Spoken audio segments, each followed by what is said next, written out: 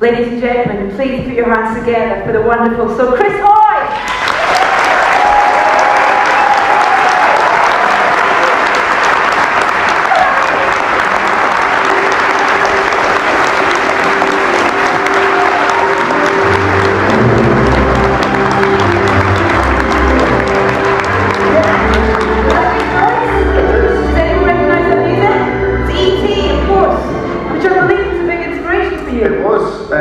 Yeah, I'd love to say that I was inspired to take up cycling. I haven't seen the Tour de France or the Olympic Games or something, but no, it was E.T. That's amazing. Yeah. I watched that video again today for maybe like the 10th time on the train up, and I was bawling my eyes out. It's so emotional watching that. Do you know, I've been playing that for a few years now. I got that it was put together for my retirement announcement back in 2013. Yeah.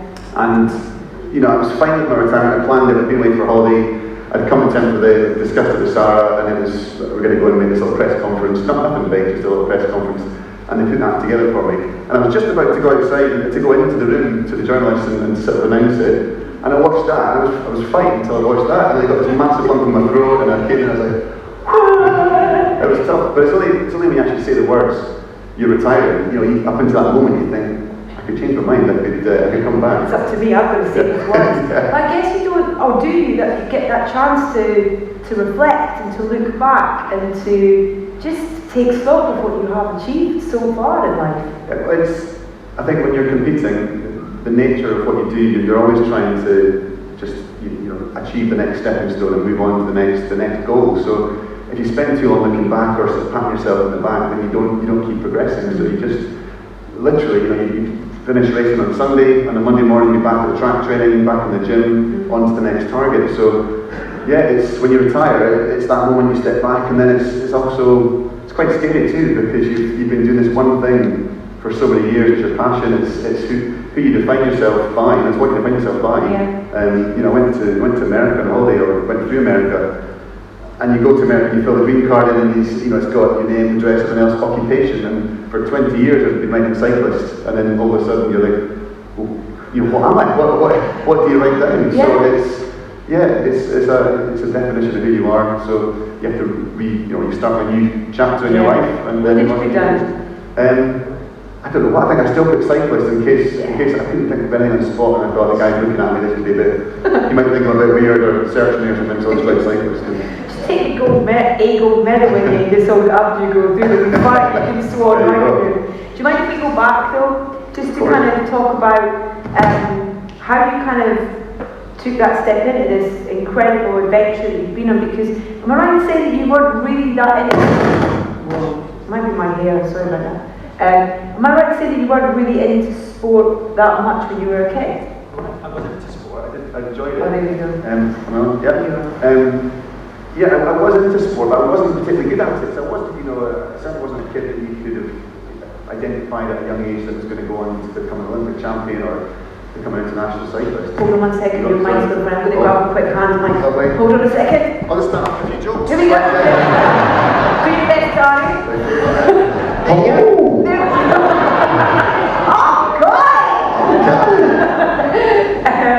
So you weren't really that into sport. You were like a normal kid who, did sport. I love sport, and I took part in all sorts of different sports, but, I did BMX racing as a kid, and every now and again I'd win a race, but usually I'd be second or third, or maybe not winning anything at all. So you certainly wouldn't have picked up on me as a potential champion in the future. So I guess, what I learned from a very young age was the importance of working hard, and every time I won a race in BMX, it was because I had to practice really hard, and you look back now, it's just, you're just kids playing bikes, but at the time it was like really important.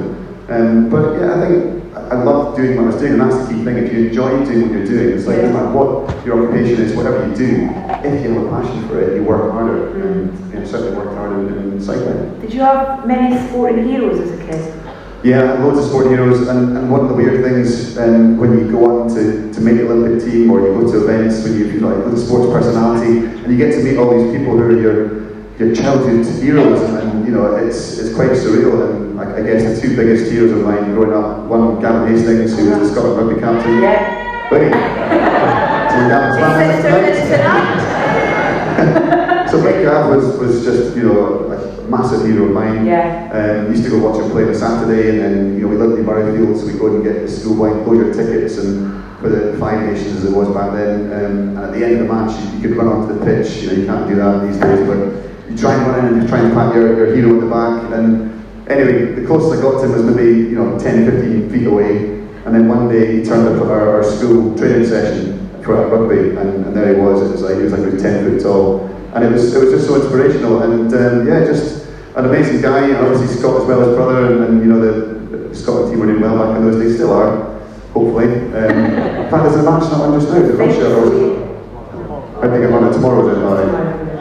Yeah, but anyway, we'll not mention the first game. Yeah, it's not. But yeah, and also Gavin Hastings, Graham O'Brien was a big hero of mine, still is. So Graham O'Brien, for those of you who don't know, Scottish world champion back in the mid-1990s. Just an amazing guy, famous for having built his own bike out of scrap bits of metal and literally welding the bike together with his own 2 hands. Bearings from an old washing machine. You know, he invented his own riding position on the bike. The federation or the governing bodies banned it. Wow. He reinvented the position a second time and again broke the world record and became world champion, all without any wind tunnel testing or scientific backup. No coach, no team behind him at all. Just his brother-in-law and him. And you know, it was the same era as Chris Boardman, and to have, you know, 2 British riders doing so well at world level, but to have a Scot, you know, living near where he lived and seeing him doing it without any massive support was hugely inspirational. So Graham's been a massive hero of mine. I met him probably for the first time in 1997, and we shared a room at the World Championships. He was a teammate, and I couldn't believe I was sharing a room with my teammate and my hero. And you know, it was his last World Championships and my first. And I just used to ask him all these questions. It must have been really annoying. Just tell him this, Graham, do that. It's too awkward. We've got to bed now, you know.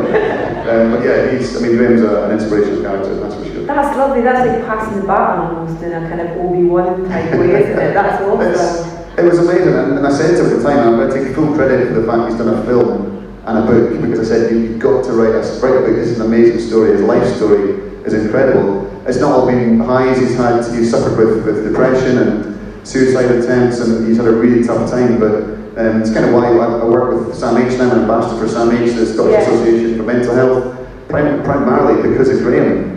You know, he was the person who I aspired to be like. He was, you know, to me I thought, well, if I had what he has, you know, as world champion, I'll be happy, and that'd be all my goals in life ticked off.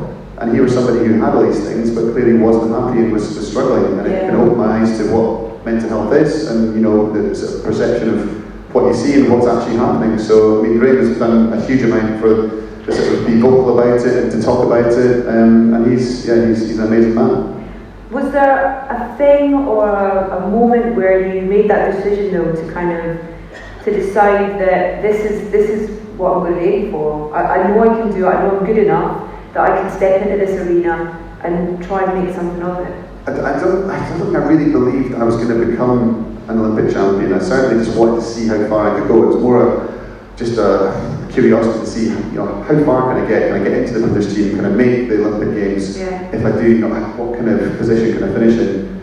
And it was really Jason Coyley, who was my teammate back in sort of the early 2000s. He became world Olympic champion in Sydney in 2000, and Jason was just this normal, nice, hard-working, decent guy. And you know, for so many years, you read not all the stuff in the media, but you read some stuff in the media about sport at the highest level. And if you believe everything you read, it's like, well, you've got to be on drugs to win at the highest level, and it's, you know, every gold medal is potentially tainted. And then there was Jason, you know, my mate, this guy who I trained with for 4 or 5 years, who I knew was, you know, completely honest and straight, and you know, he was doing it the right way. And there he was on the podium winning a gold medal in Sydney. And to me, that was like this moment of, well, maybe I'm not just fighting for 5th or 6th place, maybe I could be the best in the world too, because it was never going to be an option to cheat. So this was, you know, seeing Jason winning, that was, for all of us, I think, was a really inspirational moment. And you guys had this kind of wonderful relationship because you were mates, but you were also rivals. And kind of, you know, but being, I guess, kind of respectful to each other, and that also goes about having the right people around you. Yeah, absolutely. Well, Jason was older than me. He came to the sport late, but he was, I think he was about 5 or 6 years older than me, so he won the Olympics first. And then because of him, I thought, well, I was training and competing in the team sprint up until that point, so it was only the team sprint, and then I thought I want to do the same event as Jason because he's the best in the world. I can train with him every day, I can watch what he does, and even if I just get close to him, then I'll be close to the top. So he basically became not quite a coach, but maybe a mentor, and certainly advised me in my training. And then I started getting closer and closer and chipping away, and the gap got smaller and smaller. And he could easily be forgiven to just go, do you know what, we're getting a bit tight now, we've got the Commonwealth Games, I'll be in the England team, you'll be in the Scotland team, you know, I'm not having this. But he just kept supporting me and helping me, and the first time I beat him was at the Commonwealth Games, and he was the first person to come over and congratulate me. And I remember thinking in that moment, if I ever get into a similar position where there's a younger rider coming through, I just hope I can be as gracious and as helpful as Jason was. And you know, it's not easy because I had that, you know, I had a few young riders coming through, and you're fighting for your place, you're fighting to beat them, but you're also doing your best to try and support them. And I guess the closest I came was with Jason Kenny, who was the young rider who came through for London and obviously for Rio as well. And you know, in the end, we both got one event each. So he got to ride the sprint, I rode the Kieran, and we rode together in the team sprint. So it worked out pretty well. I believe that the other Jason would strategically place biscuits in cupboards to try You've done your research. To try and put you off. Yes, so Jason, we say out in Australia for a training camp, you're out for 6 weeks or 8 weeks, and you're trying to be disciplined, you're trying to obviously train hard, but you're also trying to follow a decent, healthy diet and not, you know, he knew that I had a bit of an appetite for biscuits and cakes and nice things like that, so sorry about the Tunix tea cakes back. Tunix tea cakes, yeah, I've been pretty good. I'll go later on and head back later on. And it was just this, I don't know, it was just, I would never buy them because I couldn't just have one biscuit. You know, if I got a packet of Jaffa cakes, I'd eat the whole lot, you know, that kind of thing. So I thought, I just won't buy them. And this, you know, for 8 weeks, I'll go to the supermarket, buy decent stuff, and not buy any rubbish. But he would buy it all, and I'd see him put it in his shopping trolley. I thought, he's not buying them for himself. He just buys them, opens them, take one out, and he'd leave it at eye height in the cupboard. So you open the cupboard, you'd see it, and you go, help yourself. See what he's trying to do. Where do you think your drive takes you in terms of, you know, you see these things and you see these people that inspire you and these roads that you want to take, and there's something pushing you there? Yeah, I don't know really. I guess I'd always been competitive, so as a kid I used to, you know, love beating my sister at Monopoly or whatever. It didn't matter what it was. I like to win, but I think the cycling was more than about the winning. It was about just a curiosity of how far can I take this? How far can I go? Because growing up, I certainly didn't think, you know, I always imagined that Olympic champions or world champions or people who are the best in their chosen field are just different to me or to the rest of us, and they're born that way and they have the talent for it. And then the more I kind of got out into sport and the more I've seen in the world, the more I realise that it's just, you know, talent is almost a deceptive word. It's more about potential. We have potential to do so many different things. If you work hard at them, if you really devote your life to one thing, you can do amazing stuff. So I've seen all these amazing people doing amazing things and thought, well, maybe I can get close to what they're doing too. And if you keep resetting your goals, if you achieve something, and then you think, well, that was great, I want to do a little bit more, then that's kind of where it leads you to just lining up the Olympic Games, thinking, how on earth did I get here? You know, you do have to pinch yourself sometimes. How hard was that work? You know, we saw you out on that track, and we were cheering you on, and we were off the sofa, you know, celebrating with you as well. But behind that, the work that you put in to get to that point, to be the best and to compete with the best as well, it's painful, isn't it? It is, and it's funny because people ask about, you know, what do you miss, or do you miss cycling, and if so, what do you miss? Yeah. And I do miss, obviously, winning races. That was brilliant fun, but I actually miss the day-to-day. I miss the training. I miss being with the team on a daily basis, being sort of working towards an end goal, and, you know, being with your friends. And I didn't enjoy the physical pain of training. It was brutal at times. Some of the sessions were absolutely horrible, and, you know, you would put yourself through the ringer. Sometimes you were physically sick at the end of certain sessions, but it was the sense at the end of that session, knowing there was genuinely nothing more that you could have done. That was a true 100% effort, with nothing else you've left in the tank there, and therefore that was a little step towards your end goal. You could look yourself in the mirror and say, that was it, and that was all all you could ask yourself was giving 100%. You don't worry about anybody else, just do the best you can do, and then you arrive at the competition as well prepared as you can possibly be. And if you win, fantastic. If you don't win, you shake the guy's hand and say well done. So it was, the training was pretty grim. And there were certain sessions that we used to do. There were the interval sessions, and it would be in the lab, on a static bike with just the lab technician taking the data, the measurements.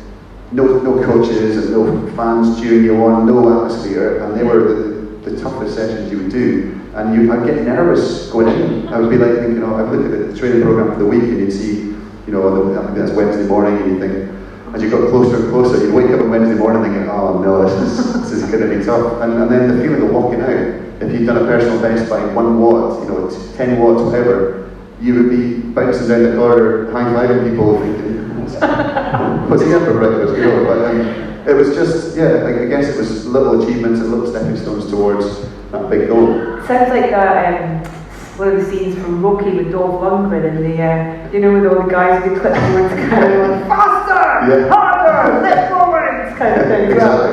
Without the flat top haircut, the Russian accent. I saw you talk about as well. There was one session where there was there's kind of crash mats around the equipment sort of thing, and at one point you pushed yourself so hard that you literally whoever it was took your feet out and you just collapsed in onto the those are the sessions in the lab. So they literally put like this high jump crash mat next to the bike. So and you don't even have the physical strength, but it's not like when I think Mark Cavendish described it quite well. He was talking about the difference between a sprinter's physiology and an endurance athlete's physiology. Yeah. So as an endurance, he is a sprinter on the road, but really he's an endurance athlete, and he bikes for 6 hours and he sprints. But he was saying the difference between him and a pure sprinter is that they suffer for 5 hours or 6 hours. They suffer in a climb, and it's this level of pain that they just endure. And he said the difference between a sprinter is it's an actual it's an actual physical pain that is intolerable.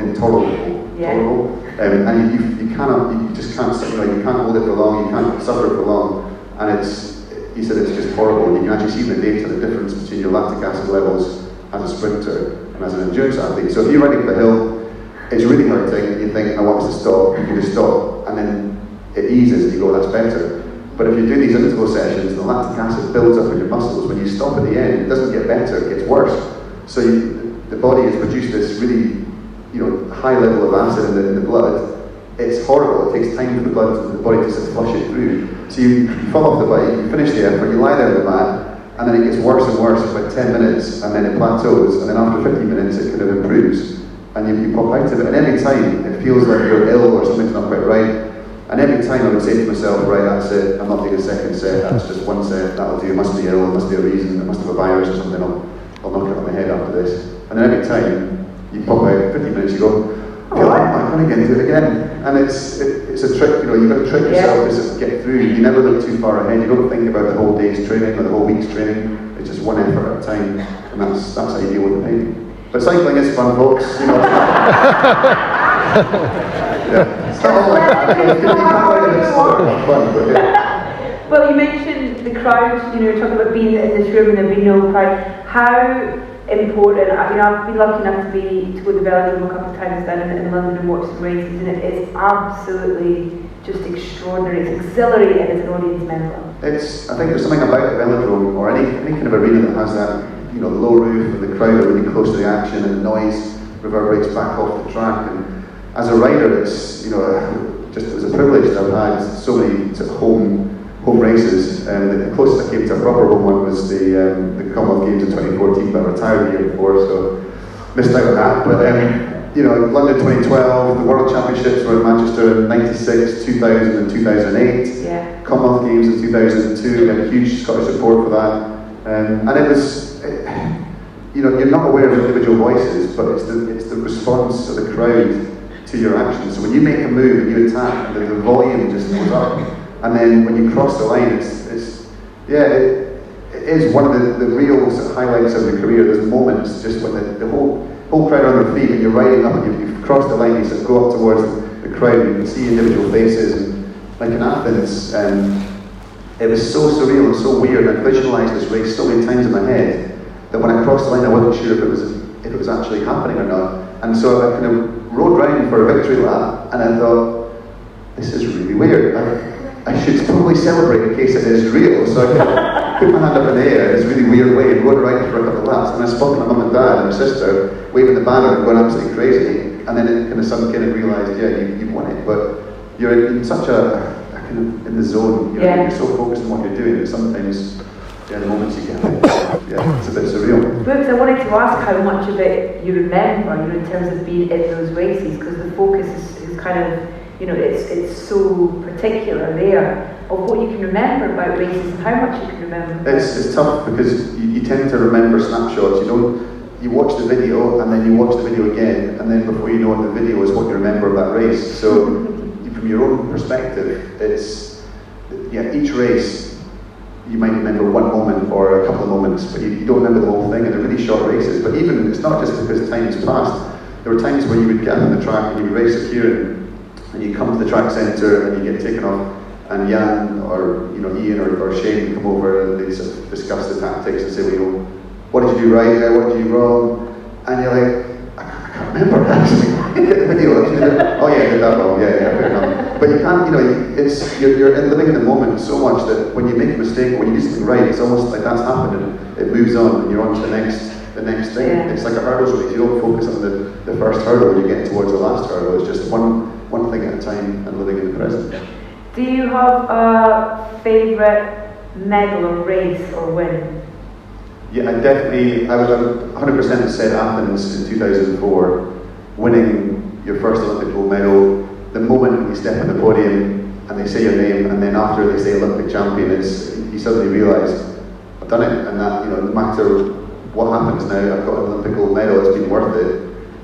And I never thought anything would match that. So I went to the World Championships the next year, and it didn't quite live up to it. I remember just thinking, this is the Olympics, and I struggled for motivation for about 2 years, and then obviously the World Day Olympics in London in 2012 were just this huge opportunity. I was getting towards the end of my career, and to finish off your career when it's not a guarantee. I think people sometimes who aren't into cycling maybe watch the Olympics for 4 years and go, oh, we're good at cycling, we'll get a gold medal, where's the British person? They're going to win. But it's so tough, and there's so many things that can go right and go wrong. So it was touch and go whether I was going to make the team. 6 weeks to go, I had a back problem. Yeah, so I went to Germany and hurt my back, and I came home early, and my morale was really low, and it was just this feeling of this might not happen now. And thankfully managed to get my back in order, got to the holding camp in Wales, and then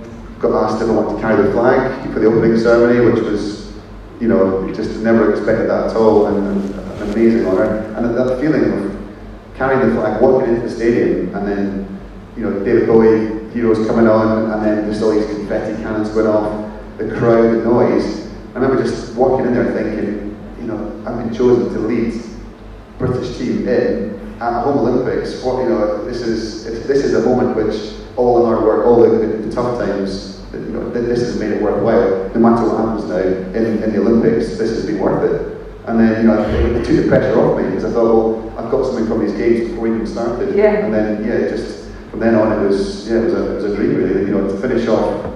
In answer to your question, the initial question, a long answer is. Yeah, London 2012, the final one, the Kieran in London was, it was even better than Athens. That finale, the nature of the event, that it's such a lottery. There's so many things that can go right and go wrong. It was properly nail biting as well. I almost half lap to go. The German rider almost passed me. I think completely overlapped. Maybe would have taken the lead. I would have been second or third or fourth.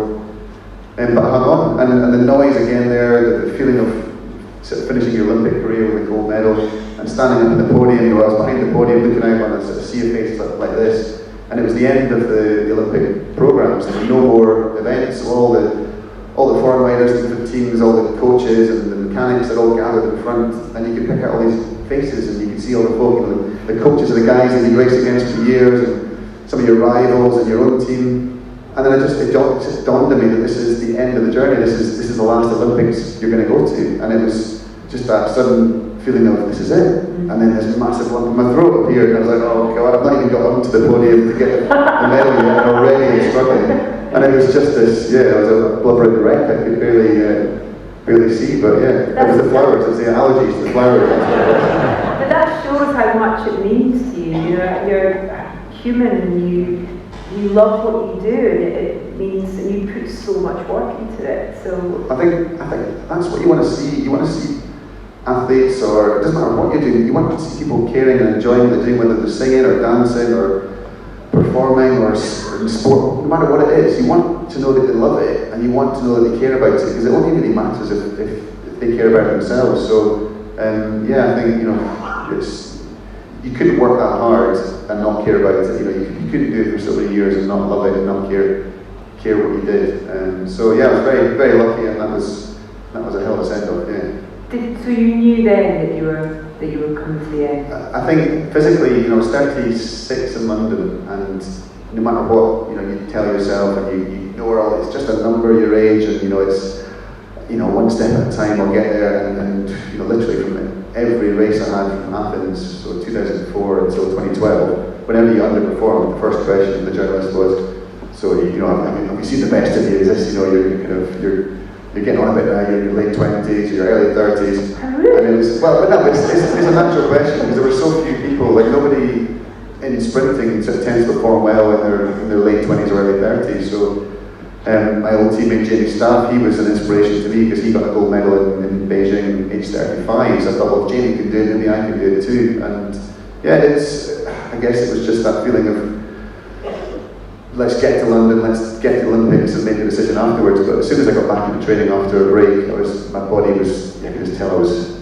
not dealing with the training. I was picking up injuries more and more frequently, the recovery was taking longer, and I had this choice to make. Do I try and scrabble it together and make it to Glasgow for the Commonwealth Games, but potentially not be going that well? Mm-hmm. And the standard is so high, you can't turn up with anything other than everything 100% form. And it was just this tough decision, and I thought, what, I'd rather go there and enjoy it, and be there as a spectator, and be there to enjoy everything and see more than just a velodrome, because as an athlete you focus on yourself and you focus on your sport. So I got to be a chieftain of the village for one day. I got to go around and take visitors around the Olympic village, and I got to do the punditry and the commentary for BBC, and just enjoy the games. And I was, in the end, I was actually really glad I did. I didn't think I would feel that way in the first night of competition. I was really missing it, but by the end, I think it was the right choice.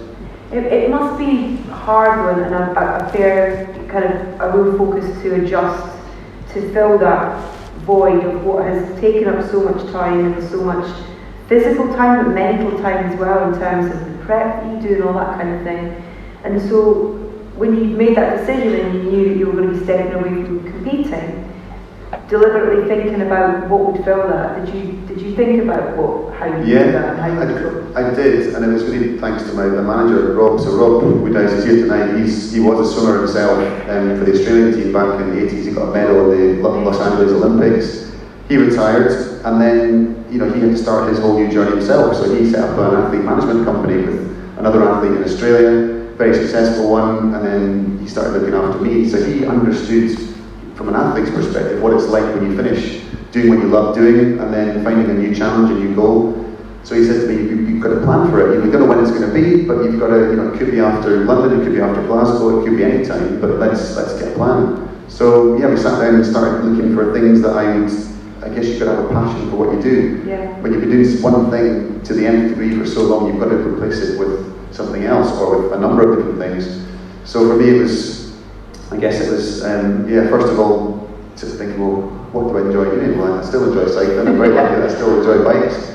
I can actually create my own bikes, have my own bike range, and I can design them, and I can promote them, and I can, roll my sleeves up and get involved in that. And that was the first big challenge, and I really enjoyed that. It's not one of these things you just stick your name on and kind of let it. Yeah, you're fully immersed in it. Properly immersed in that, and we did adult bikes and kids bikes and various things, but over time we kind of narrowed down our focus onto the kids bikes, and particularly, having become a dad in the last 5 years, my world has changed. That's the biggest change since I've retired, certainly, and getting to see your kid, and I know it's a bit of a cliche, but getting your kids on bikes and watching them ride the bikes, that first moment when you sort of let go and they ride off, it's magical. Do you remember that feeling? Oh yeah. Of kind of, my granddad on my purple Wally bike in the car park in Crosnest, And I remember that feeling of his hand letting go at the back, and I was like, oh, I don't know my own. Oh, you remember? Well, I do, and to my dad's eternal shame, he wasn't even there. I was around at a friend's house,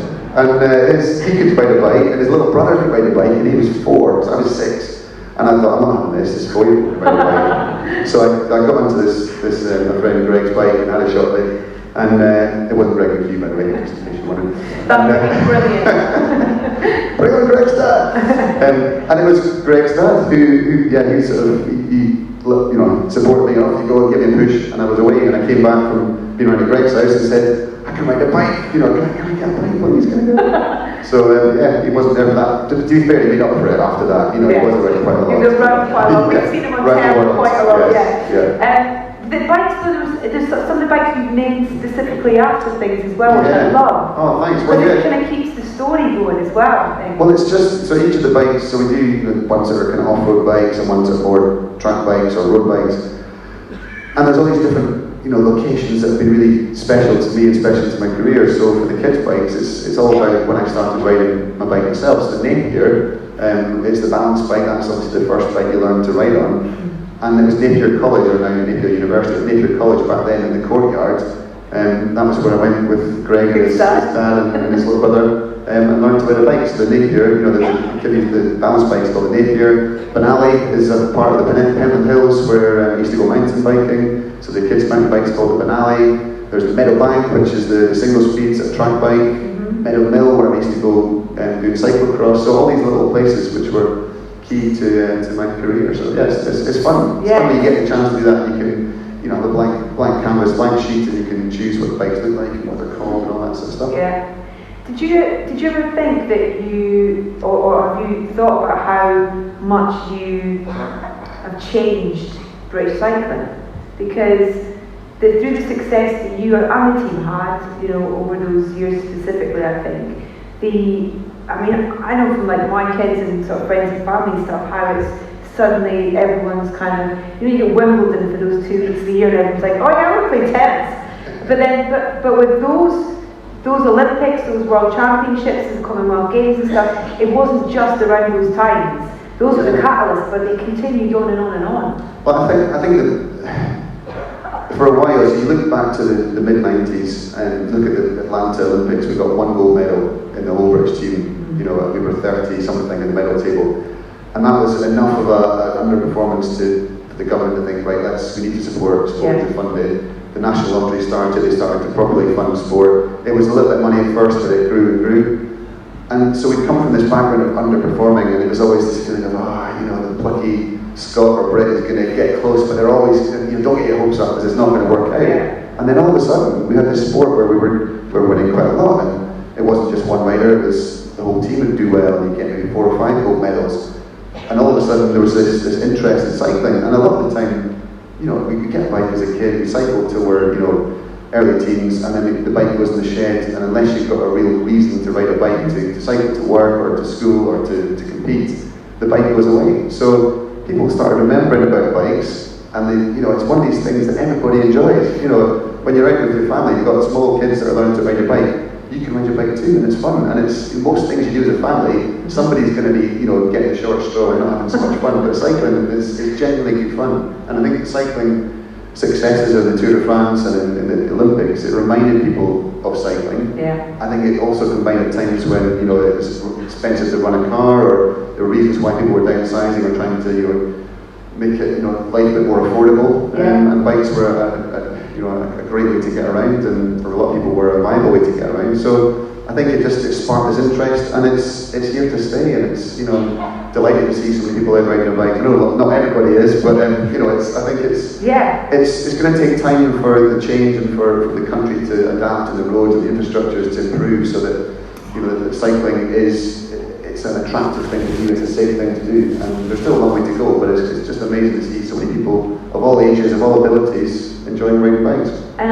I do think that so much of that is down to the kind of the inspiring nature of you guys as well, the male and female teams, and just how well you do, and but also how you kind of present yourselves as well. I think as well is a big thing. Well, I know it's hard to sort of see, but I think it is. It's just you've got to have that the success is great in the short term, but I think it's got to be more than just winning medals. It's got to be about making it accessible, making it easy, making it attractive to do and to try and to get people in. And like you say, Wimbledon is amazing, and you get this huge peak of interest, but then it tails off. And I know Andy Murray and Judy's been very critical about that. There needs to be more done to make tennis more accessible. And I think cycling has just done really well. They've made it accessible and made it easy, and tried to make it as friendly and open to as many people as possible. I still remember sitting my cycling efficiency test in the school. It was so hard because the ground was just so uneven. It was like, I never did mine. Did you not? Oh.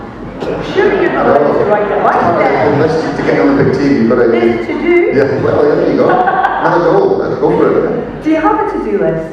Do you have a wish list of stuff you want to do? I mean, you've got all of them ticked off. Well, I'm writing another book just now, and this is the first book I've written totally solo, so I've always had somebody to help me. I've always had people to, like my autobiography. I've got a friend of mine who's an ex-teammate, who's now a journalist, and he helped me write it and compile it all. And I've written Flying Aquarius with Jo Naden, and she's an award-winning author, and she was amazing. I had all these ideas and characters and stories, but I didn't know how to write for 5 to 8 year old kids. I've got a slightly better idea now that I've been reading books for the last 5 years of that age, but it's, this is the first book I'm writing 100% by myself, so it's quite a scary experience, but really, really enjoyable too. So it's, it should be coming out hopefully just before the Tokyo Olympics next year, and it's for kids between the age of 9 and 12, and it's more of I'm not really sure how much I'm allowed to say about this, but it's okay, we're not telling anyone. No one's listening anyway, so basically it's a book that'll be for kids to try and help them achieve what they want to achieve, and to get the most,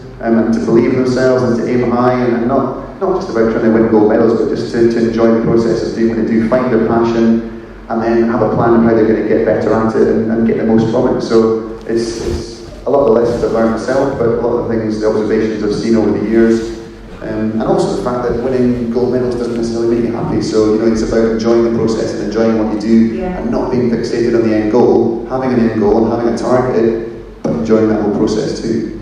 Well, you talked at the beginning of our chat about being supportive of mental health charity, and you've been doing that for quite a number of years. And being someone who's successful in the public eye, the ask that you get of charities is huge. You must get asked to do lots of stuff, and you can't do everything. But how do you decide what charities you work with, and who are the important ones for you, and that you relate to, I guess? Yeah, I guess it is tough because there are so many charities, and they all do amazing work. And I first really noticed it after Beijing when I came back from the Olympics, and there were loads of requests, loads of different requests, and you do what you can, you give sign stuff here and there. But I didn't just want to just sign something and give it, I wanted to try and do more. But you've only got so many hours a day, and I'm still training and competing. So I made a choice back then to pick 2 charities and to try and do a bit more meaningful work, or give more time, and actually do something rather than just giving a signed item. So the 2 charities, we decided to go for one big charity that had a sort of global reach, which was UNICEF, which do amazing work, and then a smaller, more local charity, something that maybe wasn't getting the attention it deserved. And 10 years ago, mental health really wasn't on the agenda. People didn't talk about it. It's almost taboo. Well, it was, and it's. I think it's quite incredible when you think back how much it's changed in 10 years, because they were struggling as a charity to get any traction at all, and it was even just misconceptions about what mental health is. And with my link with Graham and a number of teammates, who had really difficult mental health issues, and you see it close hand when you're training and living with people, and you see them on a day-to-day basis. And these are people who have won, gold medals at Olympic Games. They're, you see them on TV smiling and happy, and so you would assume that they're achieving everything and they're having a great time, but it's not the case. So I think that Sam H was the kind of obvious second charity to go for, equal first charity, and to support. That was 10 years ago, and we're doing a dinner on Thursday in Edinburgh to celebrate 10 years, and you think how far mental health across the world, the awareness, I think social media has helped for that. It's not helped in some ways, but it's helped to spread the word and to talk about it for people who are struggling to have a voice and to listen to others and to I guess, spread the word. Well, I think it's that particularly with mental health, it's so important for you writing this book for a specific age group. And that age group in particular, seeing someone like yourself who's very vocal and open about talking about mental health and how it should be something that you should feel it's alright to talk about and to ask for help and to know that you have someone to talk about is such an important position to. Yeah, I think it's trying to explain that mental health is no different to physical health. It's a spectrum. Some days you wake up and you feel physically great, other days you wake up and you feel you've got a cold, you've got flu, you've got a sore leg, whatever, and you can go, oh, Mike's killed me today, or I've got a sore head, or whatever. But for people to go, I'm not feeling very good in myself today, or to understand that it's a spectrum, it doesn't mean to say that they're going to lock you up, and it's it's about saying, well, it's a spectrum, and we have good to not good mental health, and then when it's not dealt with and when it's not taken care of, and if you don't talk about it and seek some sort of help, then it can become a mental illness, and then it's a lot more tricky. But it's I guess the word is spreading, and it's making it easier for people to open up and just to share and to talk about it enough, and it's just a good chat and make people feel so much better. No, they've got someone there they can talk to. Thank you for being here tonight as well, just for it's a pleasure. That's amazing. Watching that video at the start and just seeing what's been achieved in 30 years. You must all be very incredibly proud. But yeah, she's one of the million, that one. She is. I'm not finished with you yet though. I've got a couple more things I want to talk to you about. Car racing. Yes. Now, this is a. Well, tell me, is it a job? Is it a hobby? No, it's a hobby. It's a hobby that's grown legs.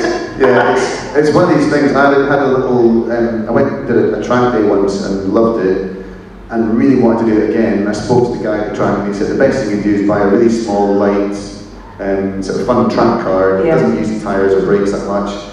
Easy to run. Yeah. It's not that expensive. It'll hold its value. You can sell it after a while if you're not using it. So I bought this Caterham track car.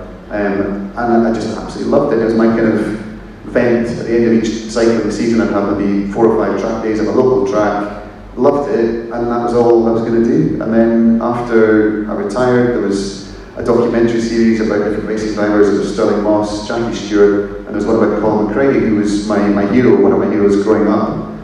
He was the person that really got me interested in motorsport. So for those of you who don't know, Colin McRae, World Rally champion, Scottish, tragically died in a helicopter accident in 2007. So we did this documentary about his life. I was the presenter.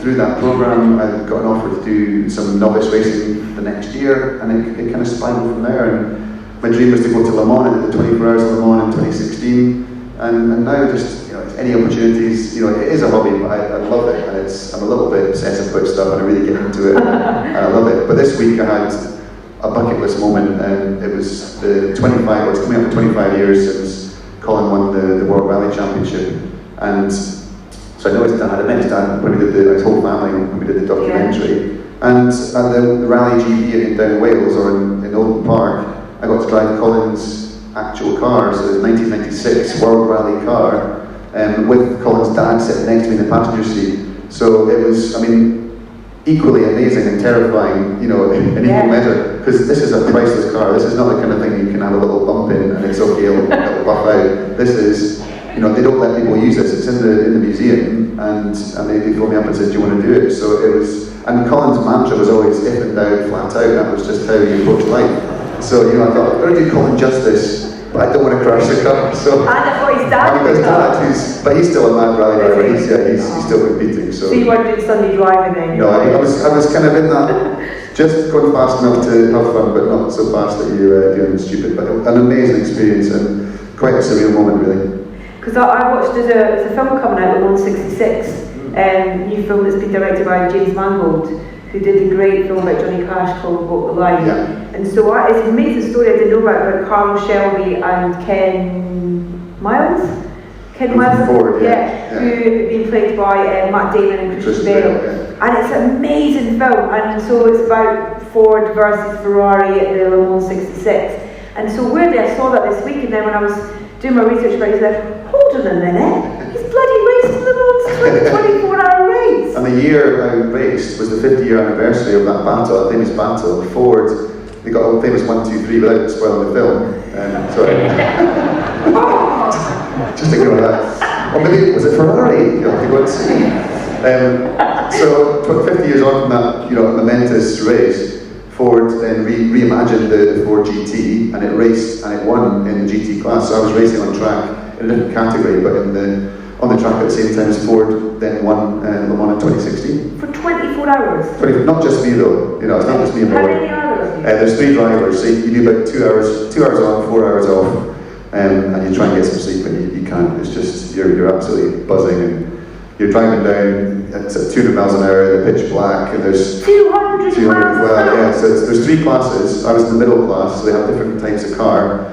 The top classes, the LMP1 category, they're doing over 200 miles an hour. We're doing around about 200, the GT class to about 180, 190. You say that like it's 60 miles an hour, you're like, oh yeah, 200 miles an hour. But it's the straight line, like going 200 miles an hour isn't actually that amazing, because you're just sitting there with your foot flat on the floor. It's the corners, that's where you get the real sense of adrenaline. Like it. You don't go around at 200, you do break a little bit before. Did you do Top Gear? I did, yeah. Did you get fast? How many were you the fastest? I'm still top of the leaderboard.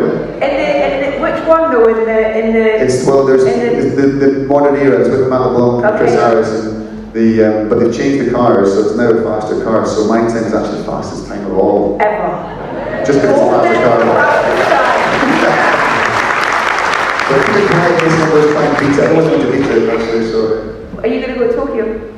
Yeah, I'll be there. So I'm going to be in the velodrome doing this at trackside interviews and stuff, and I was out there 2 or 3 weeks ago about a month ago now, doing a documentary which will be out right before the games. So the Keirin is an event I used to race in. It's a Japanese event. It was created after World War II to try and get the economy back on its feet. So it's one of only 4 sports you can legally gamble on in Japan. So I call things Japanese. It's fascinating, or to me it's fascinating. And it's just this documentary about the history of Keirin racing, and you know how it's become now an Olympic event. How do you think we're going to do? How's the team? It's a tough one. I think other nations have definitely raised their game, and there's what you're not going to see one nation dominating now. I think Britain will be top 2 or 3 nations. I think our women will do best. I think Laura Kenny could end up winning 3 gold medals. And she's already got 4, so she can have 7 Olympic gold medals. Her husband's got 6. Imagine that. Yeah, overachieving house. Imagine being there, son. Imagine being Albie. Poor wee boy. But no pressure. But so I think Laura will do really well. I think the team pursuit that she's in will do really well. And I think that Madison should be riding with Katie Archibald, possibly. So I think Katie has a chance of getting the other individual event instead of Laura, so the 2 of them, I think whoever gets the chance to ride 3 events will win 3 gold medals, but I think that's our best chance of golds. I think the men's team sprint are struggling a little bit. The Dutch have raised the bar, they're really going well now. It's your fault. Sorry? It's your fault. Well, honestly, the times are absolutely crazy now. The standards go quicker and quicker and quicker, so I'm glad I'm out of it now. It's a bit tough. Lastly, I know you love your movies, I know you love your films. Who would you like to play you in the film of your life? Oh, who would I like to play? Well, I've been asked this question before, and I stick by my choice. So I'm a big fan of Will Ferrell, and he does a brilliant job of doing spoof. I'd love to do a spoof track cycling sport one. He's done, Talladega Nights. He's done the skating ones, Blades of Glory. Yeah. He's done basketball semi-pro. He's done loads of them. So I think Will Ferrell in a lycra skin suit with a pointy hat, he'd be brilliant at that. Yeah. That's a great shout. If you want to go down the more dramatic route, I'm going with Jack Lowden. Jack Lowden, brilliant Scottish actor. Good point, yeah. But we'll see. Anyone would be delighted at Jack. The younger version, and Will could do from the Olympics, kind of almost. He's got hair, I've got nice big curly hair. Thank you so much for your time tonight. It's been an absolute treat chatting to you. Thank you for listening. Wonderful. So Chris Hoy, everybody. Thank you.